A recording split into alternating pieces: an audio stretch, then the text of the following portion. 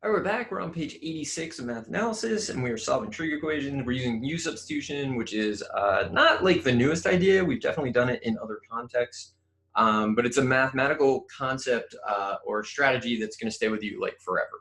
So you really want to get good at it, even if you can solve these using some other method. I recommend that you think through the process of u-substitution because it's going to make long-term gains you're going to get from this. So here we go. U is equal to x over 2. If x is negative 4 pi, then u is negative 4 pi divided by 2 is negative 2 pi. If x is 8 pi, then we get 8 divided by 4 is 8 divided by 2 is 4. I don't know if you've noticed. I sometimes when I'm doing division, like I don't know, I'm not like conscious of. I like say the answer in the problem. It's as if like my brain has already solved it somehow, and my mind like my mouth can't like get it out fast enough, I think, is maybe what's happening there. I don't really know. So let's see. Cosine of u is equal to negative 1. And then we're going from negative 2 pi. So that's quadrantal, negative 1 to 4 pi. All right, so let's see. Now we just got to think it out, right? So here, u is equal to, so think of the unit circle. Where's the first time the cosine equals negative 1? That's at pi. So pi. I'm going to put it here, though, because if I subtract 2 pi from pi, I get negative pi, which is in the interval. So negative pi. And then if I add 2 pi, I'm going to get 3 pi.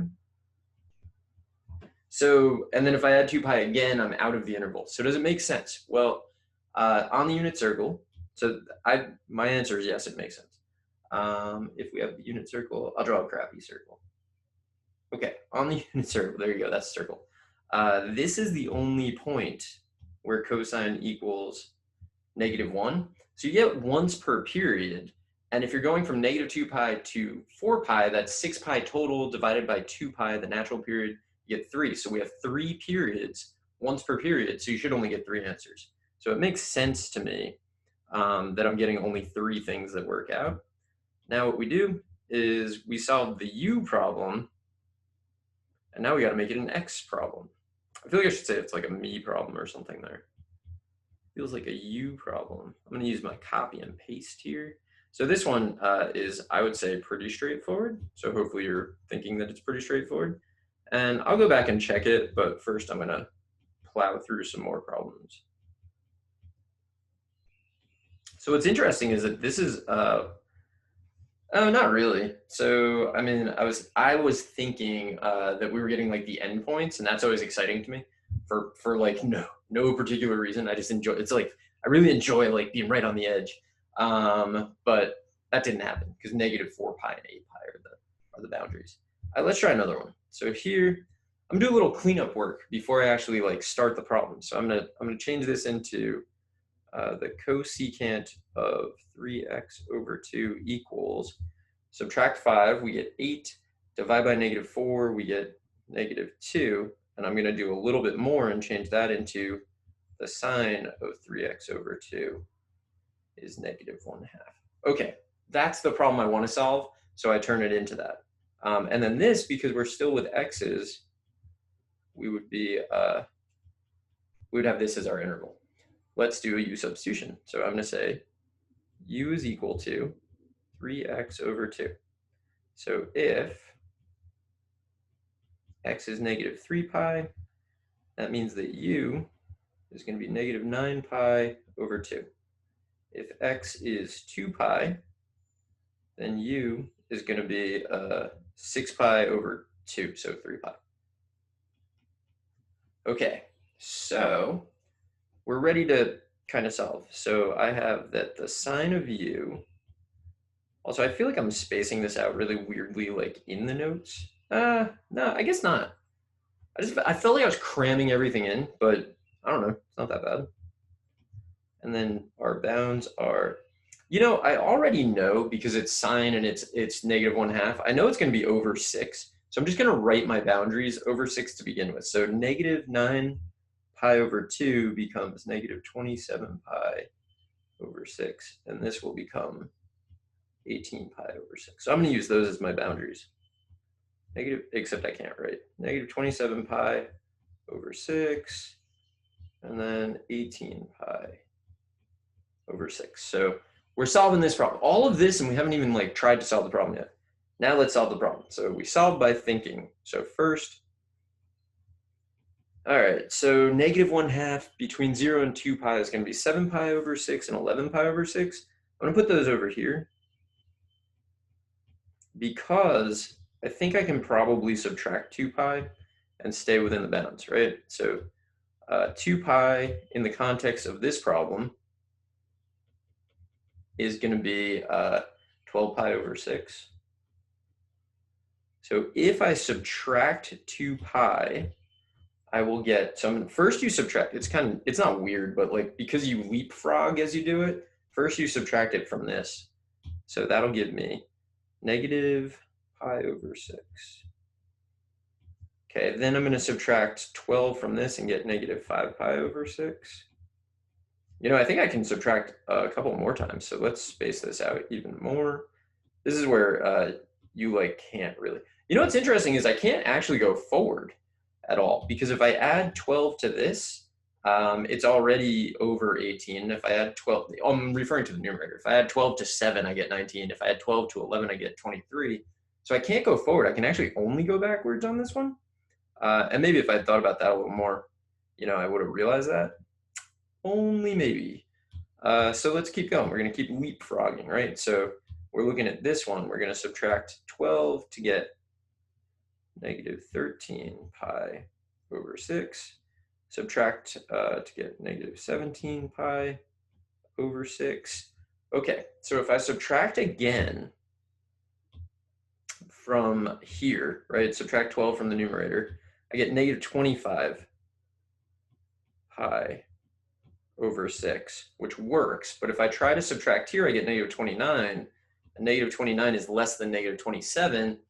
So these are our answers. So I have an extra comma on this end, and then I really had to cram it in at the end there. So I'm going to move them over just like a tiny bit. All right, so those are u solutions. So now we do the thing, right? So u is equal to this, so we'll replace it. So really we have, so this, I mean, it's just a process. I think that you should try to follow the process, but you know, you're welcome to freelance as much as you want, and as long as it works, you're okay. But as soon as it doesn't work, you're in trouble. All right, so what are we gonna do? We're gonna double, so you're gonna double each of the numerators because you gotta multiply through by 2.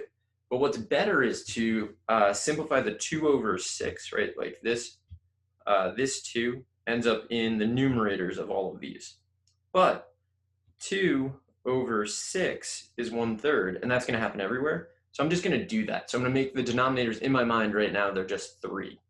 Then I'm going to divide by 3, and it turns all the denominators into 9. So actually, I'm going to get the original numerators just over 9.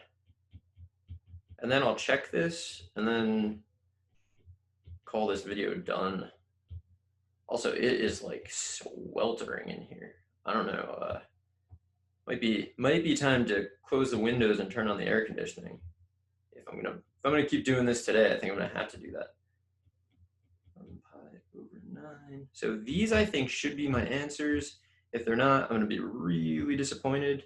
Actually, if they're not, I'm probably gonna fix it in the next video instead of fixing it now. So let's see. But also have some faith, right? Like maybe they're right. All right, so let's check these. I'm like really confident on the first one. On the second one, I don't know, things happen. Let's see. Which is kind of the attitude that you have to have toward these.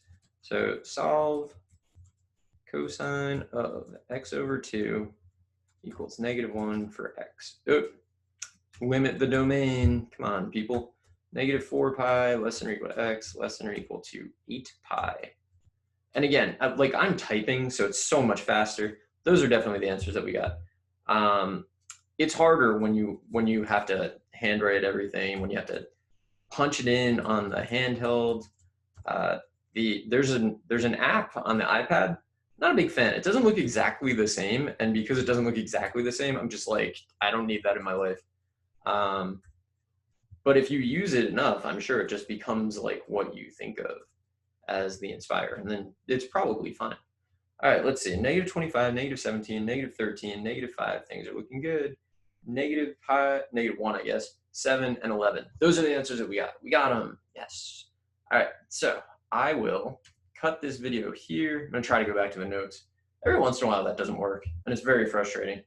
All right, back to the notes. So you can see these are what we've done so far. You get in weird scenarios, right? In part A, like there was only one solution per period because it was quadrantal. And then here, in part B, it's not quadrantal, so you should get 2 of them per period. It's just a question of like, what's the period and how many periods are you dealing with?